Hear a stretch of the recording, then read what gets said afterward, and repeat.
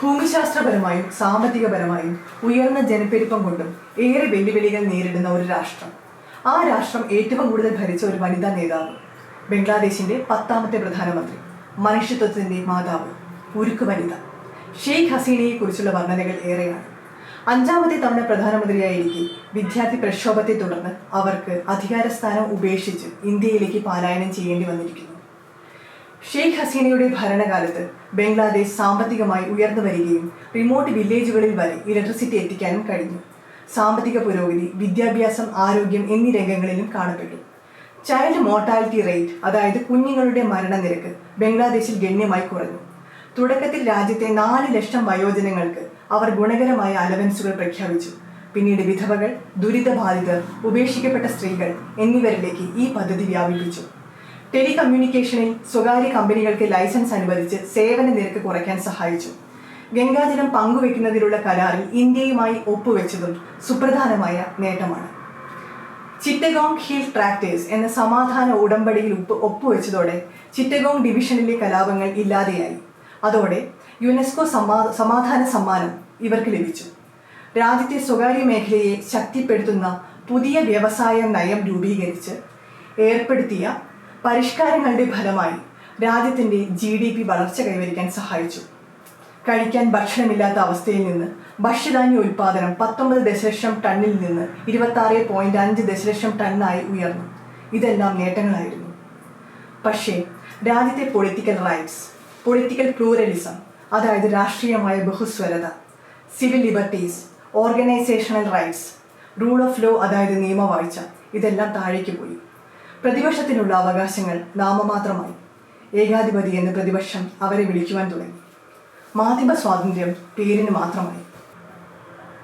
Sheikh Hasina Bangladesh war of ലിബറേഷനിൽ പങ്കെടുത്തവരുടെ ഫാമിലികൾക്കായി 30% ഗവൺമെന്റ് ജോബിൽ റിസർവേഷൻ ഏർപ്പെടുത്തിയതോടെ വിവേചനത്തിനെതിരെ വിദ്യാർത്ഥികൾ എന്ന പേരിൽ വിദ്യാർത്ഥികൾ പ്രക്ഷോഭത്തിലായി.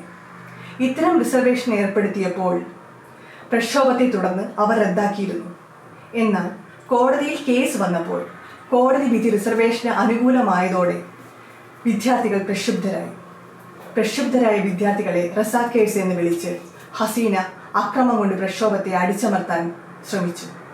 റസാക്കേഴ്സ് എന്നാൽ പാകിസ്ഥാനുമായുള്ള ബംഗ്ലാദേശിന്റെ യുദ്ധത്തിൽ ബംഗ്ലാദേശിനെ ഒറ്റിക്കൊടുത്ത വിഭാഗമാണ്. അത് വിദ്യാർത്ഥികളെ അത്യന്തം പ്രകോപിപ്പിച്ചു. അതോടെ അവർ അക്രമാസക്തരായി. അക്രമത്തെ അടിച്ചമർത്താൻ ഷെയ്ഖ് ഹസീന ശ്രമിച്ചു. അതിൽ 300-ൽ പരം ആളുകൾ മരണപ്പെട്ടു.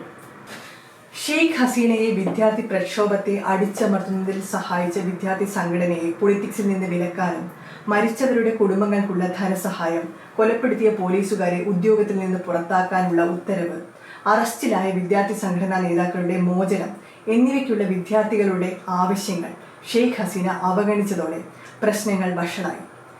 ഷെയ്ഖ് ഹസീനയുടെ വീട്ടുജോലിക്കാരന്റെ കോടിക്കണക്കിനുള്ള സ്വത്ത് വിവരങ്ങൾ ഷെയ്ഖ് ഹസീനയുടെ അഴിമതി പുറത്തുവിട്ട അതേ മാധ്യമങ്ങൾ പുറത്തുവിട്ടതോടെ വീട്ടുജോലിക്കാരന് ഇത്ര ആസ്തിയെങ്കിൽ ഷെയ്ഖ് ഹസീനയ്ക്ക് എത്രമാത്രം ആസ്തി ഭരണത്തിലൂടെ കൈവന്നിട്ടുണ്ടാകും എന്നുള്ള ആശങ്ക ജനങ്ങളിൽ ഉയർന്നു.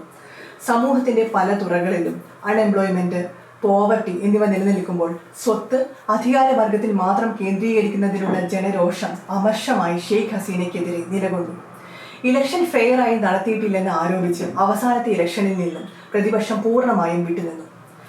അനിയന്ത്രിതമായ ആക്രമണങ്ങളിലേക്ക് രാജ്യം നീങ്ങവേ രാജിവെക്കാനുള്ള അന്ത്യശാസനം പട്ടാളം നൽകിയതിനെ തുടർന്ന് അവർ രാജിവെക്കേണ്ടി വന്നു.